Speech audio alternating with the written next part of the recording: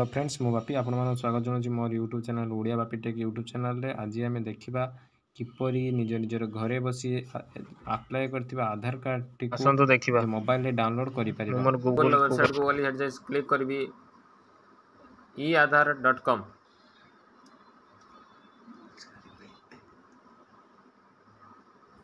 तो eaadhar.com को click कला परे तार ऑफिशियल वेबसाइट आसी जिवो।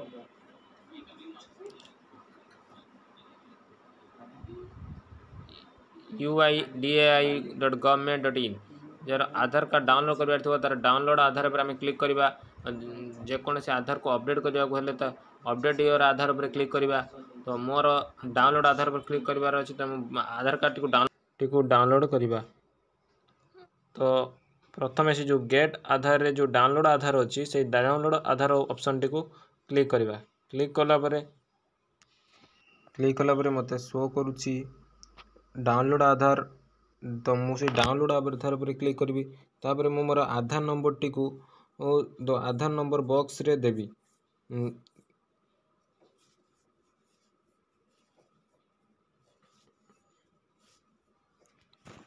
एवं तापर मोर जो कैप्चा री अछि से कैप्चा को मध्य से कैप्चा बॉक्स रे देवी। तो कैप्चर मोर गुटी नंबर भूल जो से लिखुची इनवैलिड सिक्योरिटी। तो तापर पुणी आउ थे से कैप्चा टी को भल भाव में देवी। तो देला सेंड ओटीपी उपर क्लिक करी।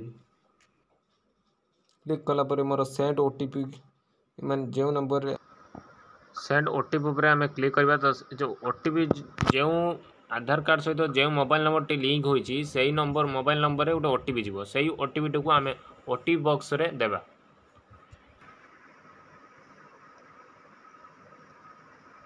वेरीफाई डाउनलोड ऊपर आधार ऑप्शन ऊपर क्लिक करबा। तो मोर आधार कार्ड टी वर्तमान डाउनलोड होची।